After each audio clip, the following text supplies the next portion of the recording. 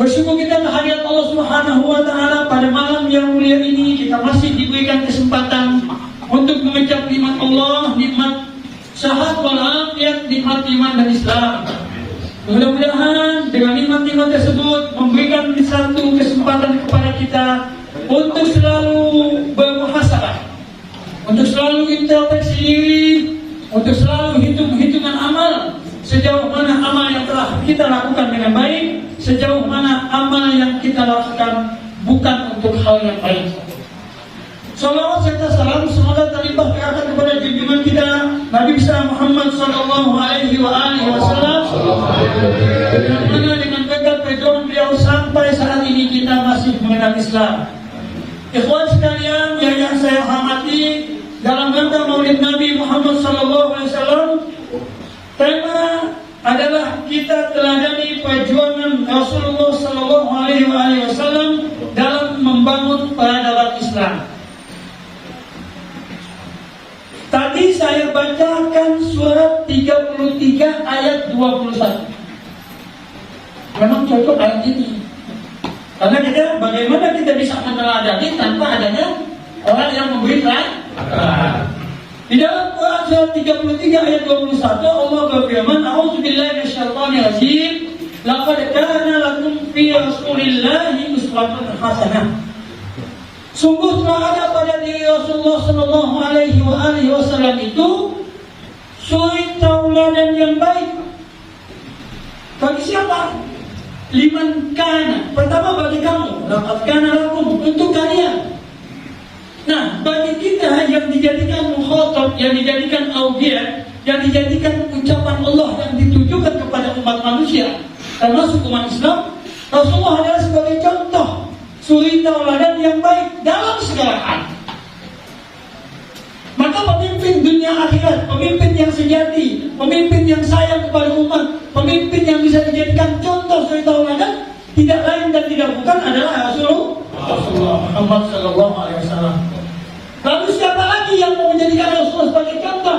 Liman kana yarjullah. Bagi mereka yang percaya akan adanya pertemuan dengan Allah. Bagi mereka yang percaya akan adanya kehidupan setelah kehidupan ini. Bagi mereka yang percaya bahwa segala amal perbuatan akan dipertanyakan dan dimintai pertanggungjawaban di hadapan Allah Subhanahu wa Ta'ala. Itu yang menjadikan Rasulullah dijadikan contoh. Liman kana yarjullah wal yaumul akhir, dan bagi mereka yang percaya akan adanya hari akhirat, akan adanya hari kiamat, akan adanya hari hisab, yang mana pada saat itu al-yawma nakhtimu ala afwahihim wa tukallimuna aydihim wa tashhadu arjuluhum bima kanu yaksibun. Surat ya? Yasin 36 ayat berapa? Ayat 65. Betul? Yang punya apa ya kita? Apanya diterangkan duluan, bahasa Arab. Liman kana yarjullah wal yawmal akhir, bagi mereka yang percaya kepada Allah dan hari akhirat, yang percaya bahwa hidup di muka bumi ini adalah untuk persiapan kehidupan di masa yang akan. Orang seperti ini yang menjadikan Rasulullah sebagai contoh. Kalau tidak ada Rasulullah, kita tidak bisa menjadikan orang lain sebagai contoh. Kenapa? Karena Rasulullah adalah orang yang patut dicontoh. Rasulullah SAW adalah manusia yang terbaik. Manusia yang dijadikan contoh itu manusia yang terbaik. Zaman sekarang itu zaman orang bisa mencontohkan, betul-betul, tapi tidak bisa menjadi contoh. Bisa orang mencontohkan, memberikan example begini, tapi belum tentu dia menjadi contoh. Disuruh jadi pagar untuk tanaman, tahu pagar makan. Disuruh kumpulin beras, tahu jadi penimbun beras. Betul-betul. Jadi ada pepatah mengatakan bulu kencing berdiri, boleh kencing harus ada. Jadi susah, gitu loh. Ketika kita menjadikan Rasulullah sebagai contoh dari segi mana? Dari segi mana aja. Contohnya, tadi pimpinan jamaah bilang, kebanyakan nih mayoritas kita memperingati Maulid Nabi Muhammad SAW, kita memahami tentang kelahiran Nabi Muhammad sebagai seorang nabi, tapi belum menjadi rasul. Sebagai seorang al-amin. Nabi itu apa? Nabi orang yang diberi wahyu, tapi tidak wajib menyampaikan. Tapi kalau rasul wajib menyampaikan. Jadi setiap nabi belum tentu rasul. Setiap rasul belum pasti nabi. Jadi nabi dan rasul. Nah, Muhammad itu sebagai contoh suri tauladan yang baik. Kapan beliau dilahirkan? Kita masih tahu. Beliau dilahirkan pada tanggal 12 Rabiul Awal tahun tahun gajah tahun berapa? 571 ya? 571 Masehi kan? Kalau salah, udah lihat Google aja udah. 571 Masehi. Nah, yang kita ambil ini sejarah Nabi bukan cuma sebagai Nabi Muhammad pribadi, sebagai seorang yang sebelum menjadi Nabi dan Rasul.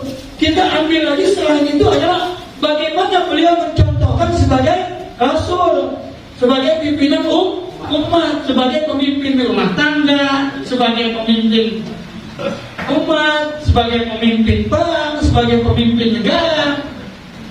Ya? Banyak hal yang bisa kita ambil.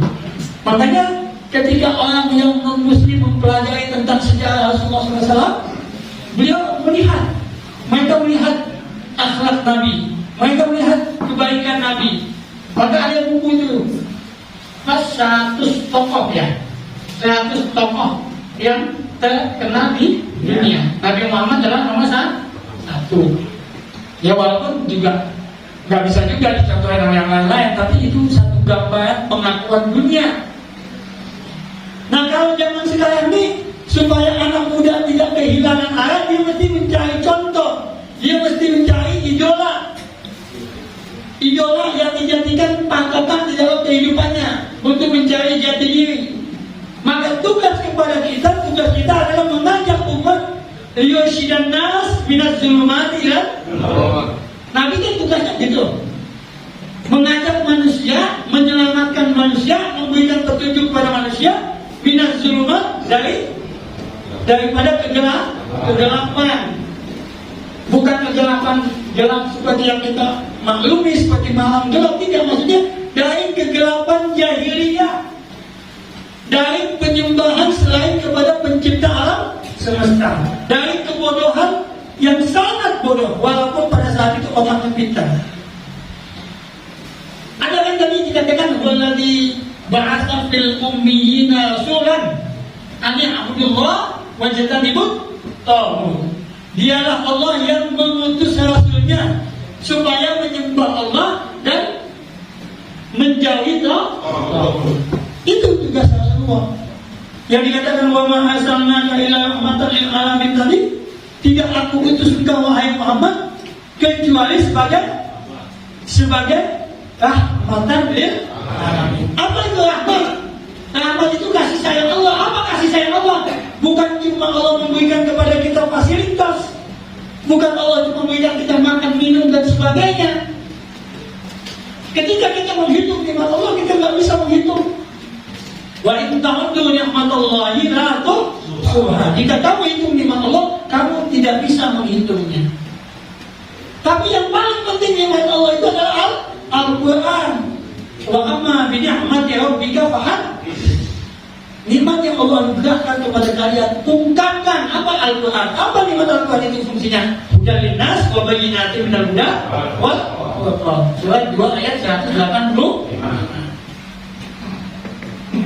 pada zaman dahulu kala, pada zaman jahiliyah, lahirlah seorang Rasul yang mulia dan sempurna, Nabi Muhammad namanya. Oke, lupa. Nah, Siti Aminah ibunya, Abdullah nama ayahnya, di Madinah tempat tinggalnya. Setelah dewasa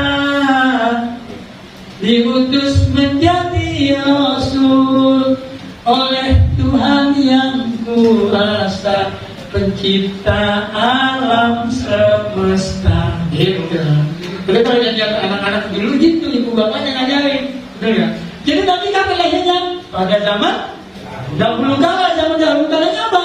Zaman jahiliyah. Kenapa dibilang jahiliyah? Karena pada saat itu manusia tidak menggunakan akal. Digunakan akal tapi tidak mencari kebenaran. Anak perempuan dikubur hidup. Contohnya Sayyidina Umar ya, sahabat Nabi, anak perempuan dikubur hidup. Saking malunya, itu sifat-sifat Fir'aun itu. Sifat-sifat Fir'aun tertanam. Memang asli Nabi itu adalah keturunan daripada Nabi Ibrahim, Nabi yang ulul asli, yang tauhid. Tapi dengan berjalannya waktu, Ibrahim, Ismail, Ishak, Yakub, Yusuf, Shu'aib, Harun, Musa, Zulkifli, Daud, Sulaiman, Ilyas, Ilyasa, Yunus, Zakaria, Yahya, Isa. Nah, setelah itu Nabi Muhammad daripada keturunan Ismail sampai kepada Adnan, Muhammad bin Abdullah bin Abdul Manaf bin Qusay bin Kilab bin Murrah bin Sa'ad bin Murrah bin Luhai bin Mudrika sampai kepada Adnan, sampai kepada Ismail alaihissalam bin Ibrahim. Itu namanya Bani Ismail. Jadi Muhammad adalah keturunan Nabi Ismail alaihissalam. Masih tauhid gitu loh. Allah jaga. Allah berikan dia tuh daripada sulbi dan rahim yang suci, daripada Abdullah. Abdullah adalah bapak Nabi. Siti Aminah adalah ibunya. Siapa pamannya? Abu Thalib. Siapa kakeknya? Abdul Muttalib. Abdul Muttalib itu orang yang cerdas. Pada saat Abraha datang ke Mekah untuk menghancurkan Ka'bah. Abraha itu raja mana? Raja Habasyah. Namanya Abraha pada saat itu. Jadi Fir'aun di zaman Nabi Muhammad itu Abraha. Pada saat Muhammad belum lahir, belum dilahirkan. Jadi dia lihat pengaruh Ka'bah itu di dunia sangat terkenal. Ya karena itu Nabi Ibrahim punya doa. Nabi Ibrahim ketika meletakkan Ismail disuruh hijrah dari Palestina ke apa dulu namanya Hijaz. Arab Saudi itu namanya Hijaz dulu. Nabi Ibrahim punya istri dua. Pertama namanya Siti Sarah, yang kedua Siti Hajar. Siti Hajar, Siti Sarah ini Siti Sarah istri pertama nggak punya anak. Akhirnya Siti Sarah nggak punya anak, diizinin Ibrahim nikah lagi. Nikah kepada Ibrahim kepada Siti Hajar menurunkan Ismail. Nah, Siti Hajar ini maka menurunkan Nabi Muhammad itu dari Bani Ismail. Setelah Ismail lahir baru Ishak daripada Siti Sarah. Itu yang namanya Bani Israel sampai terakhir kepada Nabi Isa alaihissalam. Nah, Nabi Ibrahim didoain ketika dia datang pergi ke Mekah disuruh oleh Allah hijrah. Alladzina amanu wa hajaru wa jahadu.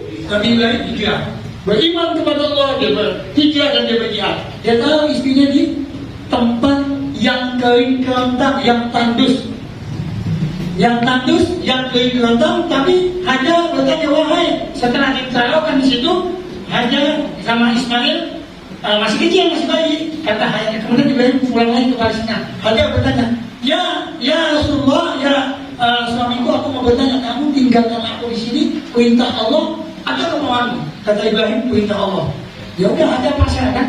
Ya, akhirnya Ibrahim berdoa, Rabbi inni askantu min dzurriyyati biwadin ghairi dzi zar'in inda baitikal muharram.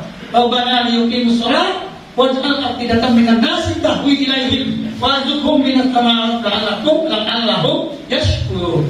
Ya Allah, Rabbi ini asal tu min dzurriyyati, aku tahu nih keluarga ini anak dan istriku biwadin ghairi dzar'in, pada satu lembah yang tidak ada tanaman sedikit pun, yang kering kontang yang tandus. Inda baitikal muharram, di sisi baitikal muharram, di sisi rumahmu yang kau agungkan ya Allah. Rabbana liyuqimus shalah. Jadi Ibrahim bukan cuma doain bisa makan minum anak keturunan 7 turunan, enggak. Dia doain bukan cuma bisa makan minum. Rabbana liyuqimus shalah. Ya Allah, mudah-mudahan mereka menegakkan sholat. Jadi dia tak mikirin makan minum, karena lebih baik yakin bahwa min dabbatin fil ardi illa 'ala Allahi rizquha. Tidak ada ulat yang melata di muka bumi kecuali dia ditetapkan rezeki oleh Allah. Gitu, itu Ibrahim punya keyakinan. Kita Nabi Muhammad, kita Ismail sampai menurunkan Nabi Muhammad di situ. Jadi Ka'bah aslinya ada di situ dari zaman Nabi Adam. Kemudian sampai Nabi Ismail. Ketika Ismail sudah dewasa, Ibrahim datang lagi. Kemudian baru Ka'bah ditinggikan. Datang lagi yang namanya manusia. Ada Nabi, ada Rasul. Begitu Nabinya nggak ada, dia langsung nyeleweng. Dia langsung selingkuh sama Tuhan. Dia langsung musyrik. Maka ada seseorang yang bawa patung sampai kumpul 350 patung di Ka'bah. Artinya begitu. Makanya di dalam surat 8 ayat 35, wa maka sholatuhum indal baiti illa muka'au wa tasbiyah. Fadukul adaba bima kuntum takfurun. Salat mereka di sisi Baitullah tidak hanya tepukan dan siulan. Maka rasakanlah azab atas apa yang kamu ingkari. Jadi jahiliyah itu dia ditanya, kapan kamu menyembah patung? Tidak, aku tidak menyembah patung. Aku tahu patung ini sebagai wasilah kepada Tuhan yang Maha Kuasa. Tetap aja yang namanya musyrik. Maka dikatakan kafir Quraisy. Nah, ketika Ka'bah di situ pengaruhnya banyak, Abraha mau menghancurkan Ka'bah. Kebetulan yang jaga Ka'bah itu memang bukan kebetulan, karena jaga Ka'bah itu adalah Abdul Muthalib. Abdul Muthalib bilang, Abraha kayak preman zaman sekarang, ya kan? Dia untuk menguasai satu daerah, dia tetap bagaimana caranya menaklukkan daerah itu. Jadi diambil tuh onta-ontanya Abdul Muthalib, ya kan? Akhirnya orang pada bingung, Abdul Muthalib jadi penjaga Ka'bah, bukan Ka'bahnya yang kering, ontaknya diambil semua. Kemudian ada MOU, ada perjanjian, wahai Abdul Muthalib, kau kan sebagai penjaga Ka'bah, aku akan hancurkan Ka'bah ini. Bagaimana pendapat Anda? Kata Abdul Muthalib, kalau masalah Ka'bah itu urusan Allah, itu adalah rumah Allah.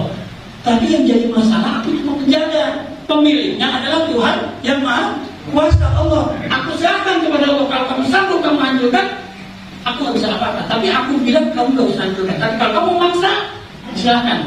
Dan kata Abdul Muthalib, maaf. Akhirnya, tapi yang jadi masalah perjanjian kata, kamu mau menghancurkan Ka'bah, ngapain kamu ambil unta aku? Kata Abdul Muthalib. Coba balikin unta aku sini. Jadi urusan kamu aku, unta aku jangan kamu ambil. Ini urusan kamu sama Allah, silakan kalau kamu berani gitu. Jadi Abraha menurunkan bala tentara bergajah. Tapi ketika datang bala tentara bergajah sampai di muka Ka'bah, akhirnya tentara bergajah sampai gajah-gajahnya bukan nyerang Ka'bah, malah tunduk. Bahkan akhirnya dihancurkan oleh burung apa? Disitulah Rasulullah lahir saat itu. Itu yang dikatakan tahu enggak? Ya. Jadi begitu. Jadi kekuatan Allah itu dicoba untuk diadu dengan kekuatan Abraham. Maka ada suratnya kan? Surat Al-Fil kan? Ada apa enggak? Coba satu orang yang apa lawan surat Al-Fil? Ayat pertamanya apa? Ayat pertamanya? Alam tara kaifa fa'ala rabbuka bi ashabil fil alam yaj'al kaidahum fi tadlil wa arsala alaihim tayran ababil tarmihim bi hijaratin min sijil faj'alahum ka'asfin ma'kul. Alam tara kaifa fa'ala rabbuka bi ashabil fil, bagaimana yang kamu lihat? Apakah kamu tidak melihat kaifa fa'ala rabbuka bi ashabil fil? Bagaimana Allah memperlakukan, bagaimana Allah yang maha pengatur, yang maha pembuat undang-undang, yang maha pencipta dan memelihara memperlakukan ashabul fil, tentara bergajah. Alam yaj'al kaidahum fi tadlil. Tidakkah kamu tahu bahwa tipu daya mereka itu di dalam kerugian, di dalam kegagalan, di dalam kesesatan. Wa arsala alaihim tayran ababil. Maka Allah putus kepada mereka burung ababil. Kalau zaman sekarang ada kayak atom dah itu ya. Iya, gitu. Jadi kayak atom itu jenis penyakit, jenis apa itu? Wallahu a'lam, tapi itu pada mati saya bertanya. Apa gajah-gajahnya? Wa arsala alaihim tayran ababil. Tarmihim bihijarin min sijil. Mereka dilemparkan dengan batu dari sijil. Faja'alahum ka'asfin. Maka dengan batu itulah mereka menjadi seperti daun yang dimakan ular. Sampai sekarang masih banyak. Jadi ada apa? Yang namanya jahiliyah ya tetap jahiliyah gitu. Tetap aja dia mau mempersekutukan Allah, dia tidak percaya kepada Allah, bahkan yang tentang Allah. Tapi disitulah rahmat Allah diturunkannya Muhammad, diutusnya Muhammad, dilahirkan Nabi Muhammad. Maka dikatakan wa ma arsalnaka illa rahmatan lil alamin. Jadi kalau Nabi Muhammad memberikan contoh kepada kita dari mulai akhlaknya kepada istrinya, ya akhlaknya kepada sahabatnya, akhlaknya kepada keluarganya, akhlaknya bagaimana dia jadi pemimpin sholat, bagaimana jadi pemimpin negara, semua ada di diri Nabi Muhammad SAW. Maka celakalah bagi kita yang tidak kenal Nabi Muhammad, tidak kenal sejarah Nabi Muhammad dan keluarganya, tidak kenal perjuangan Nabi Muhammad. Dan Islam datang ke dunia ini, termasuk ke Indonesia, adalah berkat perjuangan Nabi Muhammad. Jadi ceritanya kalau Nabi Muhammad seperti itu, bagaimana kita dalam melakukan zaman sekarang? Bagaimana cara kita mencontoh Nabi? Ya kita contoh, walaupun ada orang mengatakan kita nggak bisa contoh Nabi, siapa bilang nggak bisa? Contoh gampang susah? Hah? Gampang kalau mau. Dalam surat 7 ayat 3. Ittabi'u ma unzila ilaikum min rabbikum wa la tattabi'u min dunihi awliya qalilan ma tadhakkarun. Ittabi'u ma unzila ilaikum min rabbikum. Ikutilah apa yang diturunkan kepadamu dari Tuhan. Apa ikuti Al-Quran. Al-Quran siapa yang bawa? Nabi Muhammad. Nabi Muhammad bawa Quran udah berbentuk seperti ini kan? Berbentuk seperti apa? Ucapan-ucapan yang dikumpulkan di tulang-tulang onta, di pelepah-pelepah onta, sampai dibukukan menjadi Al-Quran. Di zaman Utsman yang dinamakan Mushaf Utsman. Banyak namanya mushaf itu lebaran. Ada mushaf Hafsah, ya kan? Ada mushaf Ibnu Mas'ud, ada mushaf Ibnu Abbas, ada mushaf, semuanya itu antara satu sama lain. Banyak mushafnya masing-masing menulis zaman Rasulullah itu tulis ayat Quran dulu, Quran hadis campur. Tapi diseleksi tidak boleh nulis hadis, Quran saja. Nah, ketika pengumpulan sudah ada di zaman Abu Bakar atas saat dari Sayyidina Ali, Abu Bakar, Umar, Utsman. Di zaman Utsman lah baru dikumpulkan itu, sudah menjadi mushaf yang total Utsmani gitu. Nah ini yang kita baca sekarang gitu. Jadi Nabi Muhammad SAW menurunkan Al-Quran, melaksanakan Al-Quran sesuai dengan perintah Allah. Makanya kita disuruh nyontoh. Nyontoh gampang atau susah? Gampang kalau ada kemauan. Maka ada ulama yang mengatakan nyontoh itu kita nggak bisa nyontoh Nabi. Lah kalau kita nggak bisa nyontoh Nabi, kenapa diturunkan? Nggak mungkin kan? Al-Quran sebagai petunjuk bagi manusia yang paling tahu tentang isi Al-Quran, makna Al-Quran, pelaksanaan Al-Quran adalah Rasulullah. Makanya surat 2 185 tidak akan terjadi tanpa 3321. Al-Quran tidak mungkin berjalan, tidak mungkin bisa diperjuangkan tanpa Rasulullah. Rasulullah tidak mungkin akan diteruskan kecuali oleh ulama. Kalau ulama warasatul anbiya, ulama adalah pewaris Nabi. Jadi Nabi nggak mewarisin harta, Nabi nggak mewarisin apa? Nabi mewariskan perjuangan untuk menegakkan Al-Quran. Banyak yang diagungkan oleh Allah. Bagaimana cara kita cinta kepada Rasulullah? Bagaimana cara kita mengikuti Rasulullah? Kita mesti cinta kepada Rasulullah dulu. Kita mesti kenal Rasulullah dulu. Jadi kita kenal Quran, kita kenal pembawa Quran, baru kita cinta kepada Rasulullah. Rasulullah Bagaimana cara kita cinta? Caranya macam-macam. Ada cara cinta pada Rasulullah, pertama banyak berselawat. Banyak baca salawat. Banyak baca salawat. Man shalla alayya maratan sallallahu alaihi asyara. Siapa yang selawat kepada aku 1 kali, Allah akan berselawat kepada orang itu 10 kali. Allah menyuruh kita salat, Allah salat nggak? Allah menyuruh kita salat, Allah salat nggak? Enggak.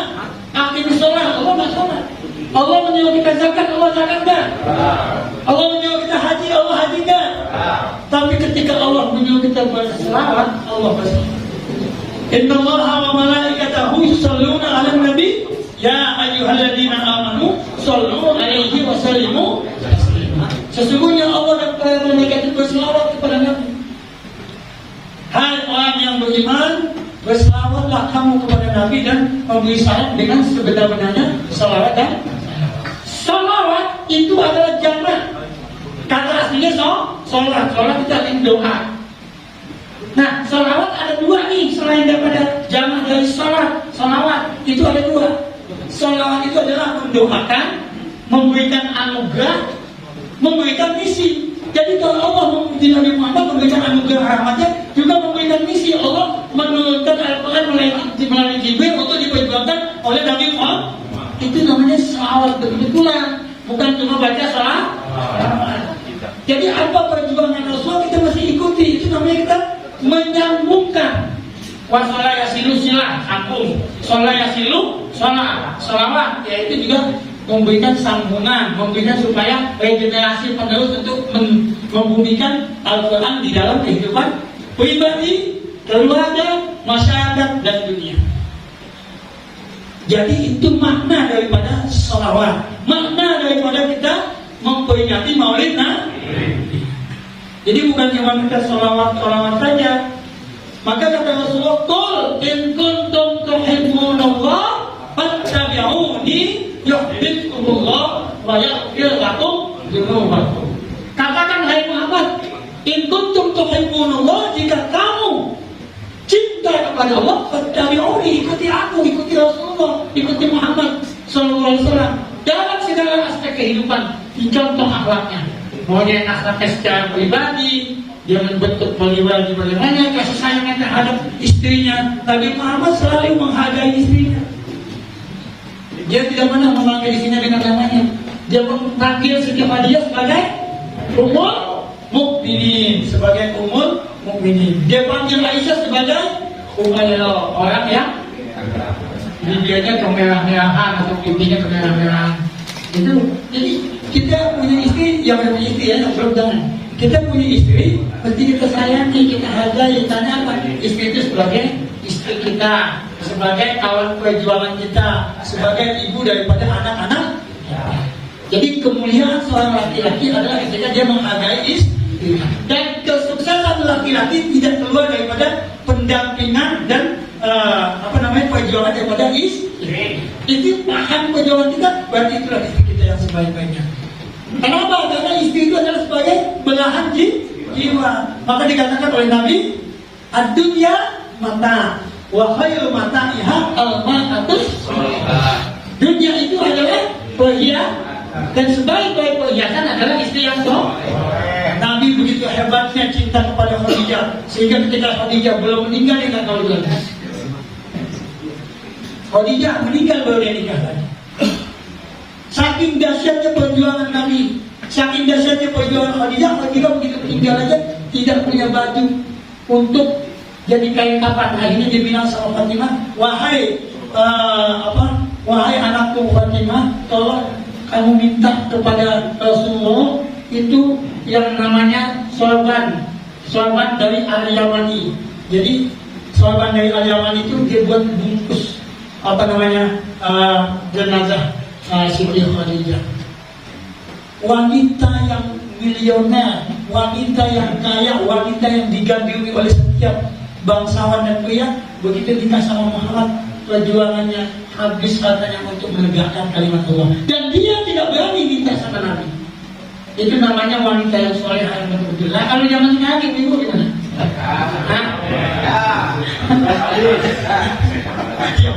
Yang namanya sampai yang ini. Gimana? Pak, kok cuma 100.000 kan? Nah, jadi satu hari jatahnya 50 ini cuma 2 hari, Bang. Nah, Abang ngasih sebulan cuma 100.000. Nah, hebat itu kan? Nah, makanya jangan salah pilih. Kalau bagi kita yang mau mencari ridha Allah, mau berjuang di jalan Allah, kita contoh Nabi Muhammad ini. Bagaimana perlakuan kita memiliki, kita juga cari itu yang paham kita. Nah, kalau itu yang paham kita kan perusahaannya kira. Nah, apalagi yang punya jabatan, bukan di sini, sama jauh. Ya, nah, tadi saya bilang yang jadi pagar, bukan jagain tanaman, jadi makan tanaman. Jadi semoga hal yang begitu tidak menjadi contoh bagi kita. Kita contoh kepada Allah dan Rasulnya. Kita contoh kepada sejarah Nabi Muhammad SAW. Itu yang pertama, kita banyak berselawat. Yang kedua, kita amalkan sunnahnya. Kalau tufikum amalai ma'inta masaktum bihima dan tadilu abadan kitab Allah wa sunnata Rasulullah. Amalkan sunnahnya. Sunnah Nabi bukan cuma piara jenggot, bukan cuma sholat tahajud. Kalau sholat tahajud sebagai Nabi wajib, bagi kita sunnah. Bukan cuma sholat duha, yaitu sunnah Nabi itu yaitu kita melaksanakan perjuangan Nabi, meneruskan perjuangan Nabi sehingga umat menjadi mendapatkan pencerahan. Ini zaman sekarang orang tak pada contoh Nabi ya. Kadang-kadang ikhtilaf diangkat ke permukaan. Akhirnya generasi muda yang tak paham agama kadang-kadang jadi kalau hanya itu jadi benteng. Itu akhirnya jadi aliran ada orang yang nggak percaya sama Tuhan. Itu namanya ateis. Kira-kira ada nggak sih orang yang nggak percaya Tuhan? Sebetulnya manusia itu percaya sama Tuhan, percaya kepada Allah. Fitratullah allati fataranas alaiha. Fitrah Allah yang mana itu merupakan fitrah yang Allah telah tetapkan di manusia di dalam hati. Tidak ada manusia yang tidak Tuhan. Sampai Fir'aun aja pada saat dia meninggal itu dia percaya Tuhan. Cuman dia bilang apa? Dia bilang apa? Amantu bi Rabbi Musa wa Harun, aku percaya kepada Tuhan yang Musa dan Harun. Tapi pasti dalam timbulnya. Kalau dulu nggak ada, masih hidupnya, masih gagahnya, ya kan masih eksisnya. Dia bilang, ana rabbukum al-a'la. Aku adalah Tuhanmu yang agung. Aku adalah pengaturmu. Itu Fir'aun.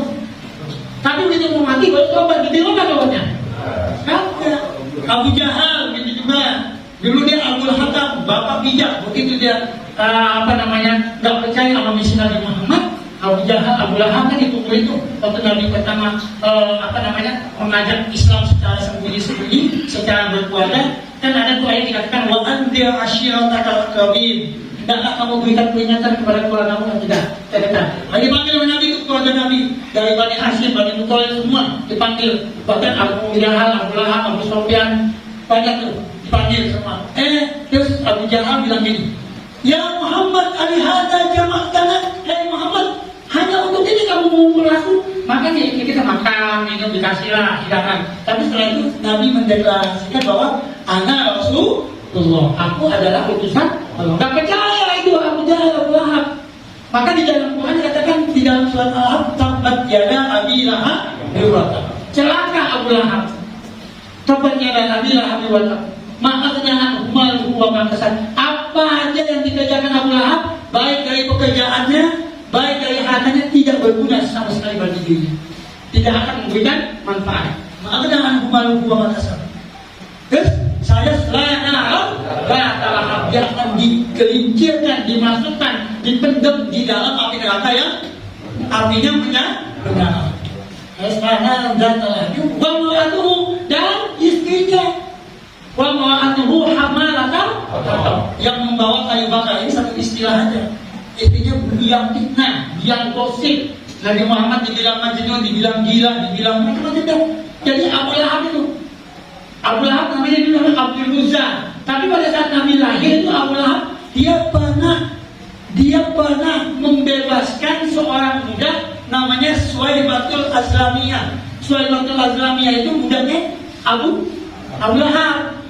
Saking gembiranya dia punya keponakan lahir, ya Abu Lahab itu kan dia masih Abu Lahab itu dia masih satu keturunan sama Abdullah. Jadi Abdullah bin Abdul Muthalib. Abu Lahab juga gitu. Dengan Abdul Uzza bin Abdul Muthalib. Jadi Abdul Muthalib itu anaknya ada Abdullah, ada Abdul Muthalib itu anaknya Abdullah, Hamzah bin Abdullah bin Abdul Muthalib, Hamzah bin Abdul Muthalib yang mati di perang Uhud. Terus Abbas Abbas, bapaknya itu Abbas bin Abdul Muthalib terus Ja'far atau ya kan? Ja'far bin Abi Thalib itu mah. Iya pamanannya Ja'far.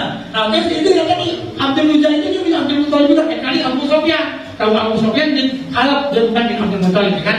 Jadi Abu Lahab ini pada saat lahirnya Rasul senang, akhirnya dibebasin itu. Namanya Suwaibatul Azlamiyah. Suwaibatul Azlamiyah itu budak. Kalau sekarang apa namanya 2 ekor unta ngebebasin sekarang harga unta berapa tuh? Harga unta berapa? Tadi tahu harga unta berapa sekarang? Ya, tahu. Pokoknya ratusan juta. Kalau nggak salah setengah M lah. 2 unta bisa ini lagi. Bisa jadi tuh. Jadi 500 juta itu Abu Lahab saking senengnya dibebasin tuh. Dibebasin harga Suwaibatul Azlamiyah dibebas. Sekarang aku kasih kamu, aku bebasin 2 otak itu harga budak. Jadi kalau harga budak 2 otak, kalau sekarang 500 juta kalau sekarang. Jadi di Maulid Nabi ini kalau ada orang sedekah 500 juta, dia sedekahnya masih sama Abu Lahab. Paham nggak?